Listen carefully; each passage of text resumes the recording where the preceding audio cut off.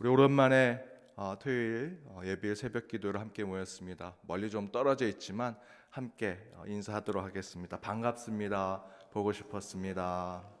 반갑습니다. 보고 싶었습니다.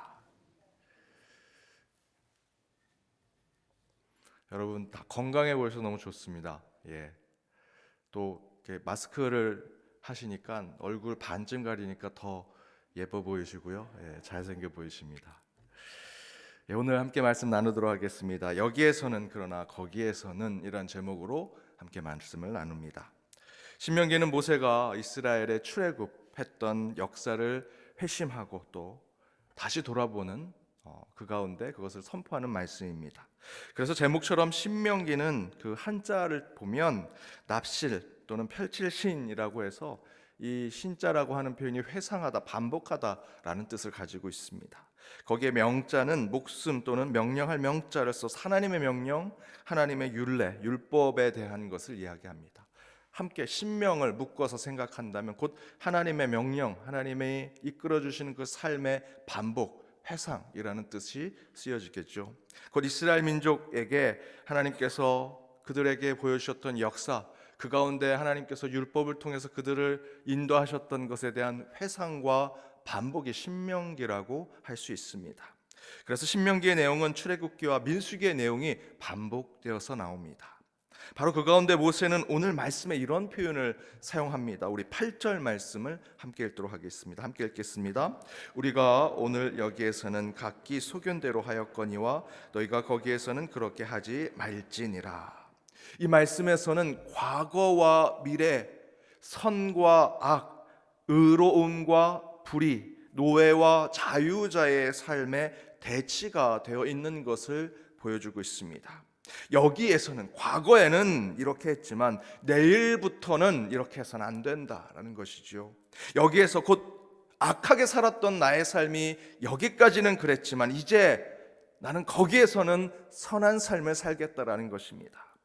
여기에서 노예로 살 때는 내가 이렇게 살았지만 이제 해방을 얻은 하나님의 자녀가 되었을 때 나는 이제 거기에서 이렇게 살겠다.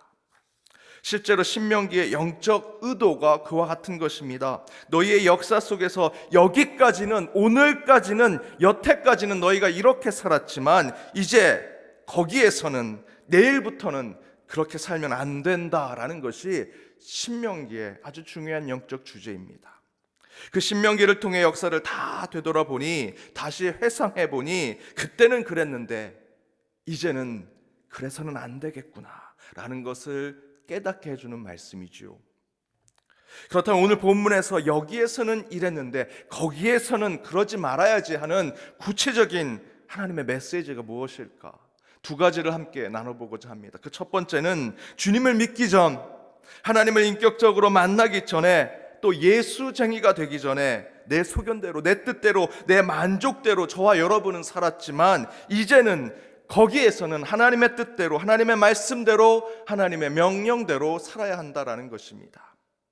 다시 8절을 보십시오. 우리가 오늘 여기까지는 각기의 소견대로 하였거니와 너희가 거기에서는 그러지 말아야 한다라고 말씀하고 있습니다. 여기에서는 각기의 소견대로 살았지만 이제 거기에 가서는, 미래에는, 내일에는, 하나님을 바로 만났을 때에는 내 소견대로 살아서는 안 된다라는 것이죠. 여러분, 신앙의 기본이 무엇입니까? 순종 아니겠습니까? 순종.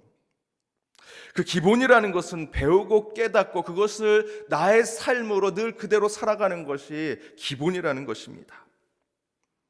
그런데 히브리서 5장 8절에서 9절을 보면 예수님께서 그 기본을 이렇게 얘기하십니다. 그가 아들이시면서도 받으신 고난으로 순종함을 배워서 온전하게 되셨은즉 자기에게 순종하는 모든 자에게 영원한 구원의 근원이 되셨다라고 증거합니다.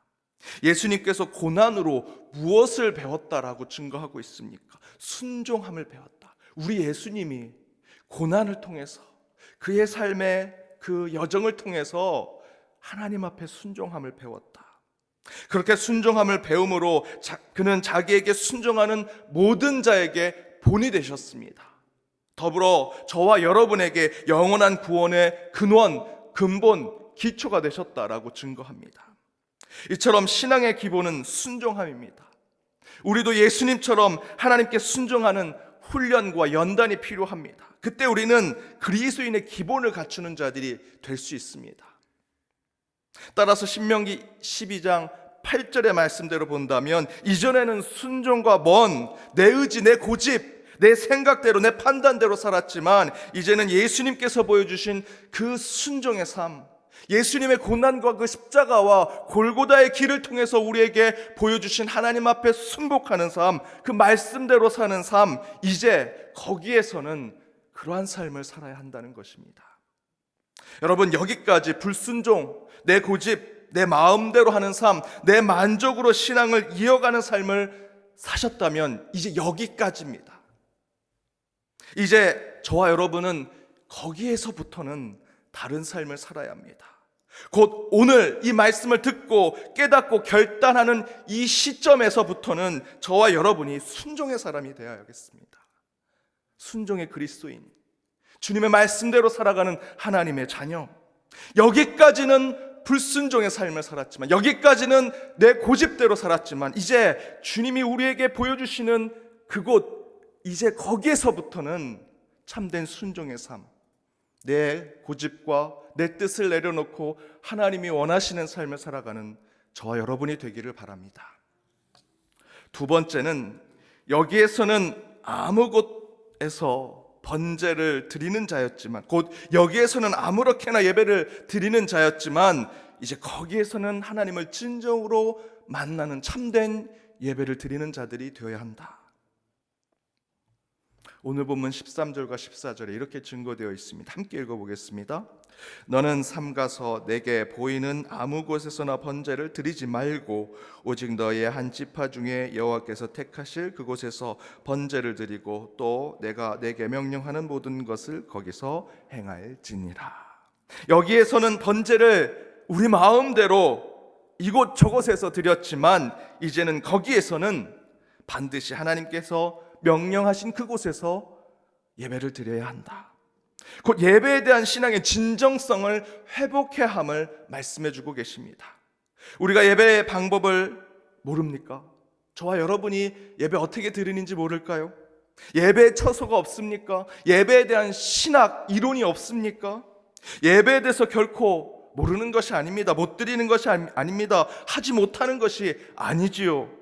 우리는 너무나 예배를 잘 드릴 수 있습니다. 잘 알고 있습니다. 얼마든지 온전하게 예배를 드릴 수 있습니다. 그러나 신명기 12장 13절과 14절 말씀하시는 것은 예배의 주인이 하나님이고 예배의 방향이 그 하나님께로 향해야 되는 것을 우리에게 깨닫게 해주고 있습니다.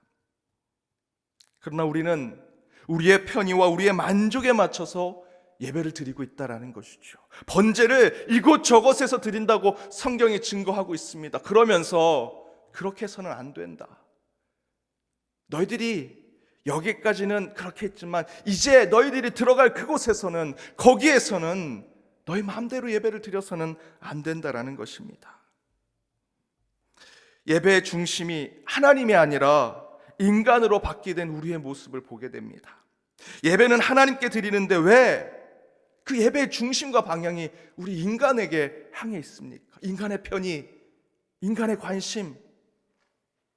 특별히 이번 코로나19 사태로 우리는 2달여 동안 예배를 온전하게 드리지 못했습니다.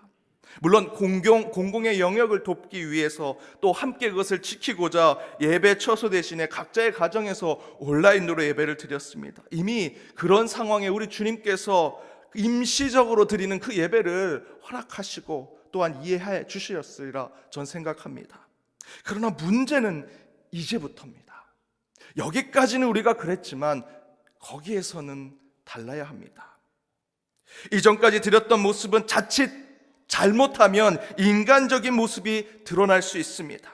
예배의 한치라도 한 톨이라도 인간의 편리함으로 예배를 드리게 된다면 그것은 온전한 예배가 될 수 없습니다. 그것은 여전히 이곳에서 편리함에 따라서 번제를 드렸던 이스라엘의 백성의 모습이 나타나는 것입니다. 따라서 우리는 반드시 하나님이 명령하신 곳, 하나님께서 지시하신 곳, 하나님의 규례에 맞춰진 형식과 방법에 따라서 예배 드릴 때 그곳에서 온전한 예배를 드릴 수 있습니다. 여러분, 예배에 얼마든지 다양한 방법으로, 다양한 모습으로, 다양한 장소에서 예배 드릴 수 있습니다. 이번에 우리가 코로나 사태로 경험했던 것처럼 온라인으로도 예배 드릴 수 있죠. 꼭 교회 모이지 않아도 함께 마음을 뜻을 하는 한 가정에 함께 모여서 소그룹으로 온라인으로 예배 드릴 수 있습니다. 오후 가정 예배는 우리 주보를 통해서 각 가정에서 예배를 드렸습니다. 제 부끄러운 고백이지만 가정 예배 한두 번은 드렸지만 이후로는 주보도 보지 않았습니다. 여러분은 어떠셨습니까? 오후 예배 못 드리니 예배 순서 적었지만 제대로 드리는 우리의 모습이 없습니다. 얼마나 우리가 이스라엘 백성들처럼 이것저것에서 번제를 드렸던 인간의 편리함으로 예배를 생각하고 있습니까? 그러나 여러분, 저와 여러분, 그리고 우리 연동교회, 우리 개혁교회가 전통적으로 드리고 있는 이 예배와 방법, 이 형식, 물론 겉으로는 형식적이다라고 생각할 수 있지만 여러분, 혹시 지금 이곳에서 드리는 예배보다 여러분이 생각하는 방법대로 더 경건하고 더 거룩하고 더 신실하게 예배를 드릴 수 있다면 그곳에서 그 방법과 그 예식대로 예배를 드리십시오. 분명히 그것도 하나님이 받으실 것입니다. 그러나 그렇지 않다면 단 한치라도 인간의 편리함과 인간의 내 만족과 내 뜻에 따라서 여러분이 그곳에서 예배를 드리는 것이라면 우리는 이렇게 함께 모여야 합니다. 예배처소에 모여야 합니다. 이곳에서 경건함을 찾아야 하고 이곳에서 진정한 예배의 신실함을 찾아야 하는 것입니다. 여기까지는 우리가 그렇게 예배를 드렸지만 이제 거기에서는 우리는 다른 하나님의 방법으로 예배를 드려야 합니다. 사랑하는 여러분, 여기까지는 저와 여러분, 크게는 우리 교회와 한국교회가 주뜻대로 살지 못했다면 이제 거기에서는 바르고 온전하도록 노력해야 합니다. 먼저는 내 뜻, 내 소견, 내 고집대로 산 여기까지의 삶을 내려놓고 이제 거기에서는 순종과 순복의 삶으로 나아가야 합니다. 또한 여기에서는 아무 곳에서 번제를 드리는 자처럼 예배의 진실함과 깊이가 없었다면 이제 거기에서는 하나님을 진정으로 깊이 있게 만나는 참된 예배를 드리는 저와 여러분, 우리 연동교회가 되어야 합니다. 사랑하는 여러분, 여기까지는 그렇게 했지만 그러나 이제 거기에서는 완전히 다른 신앙의 삶의 길을 걸어가는 저와 여러분이 되기를 주님의 이름으로 축복합니다.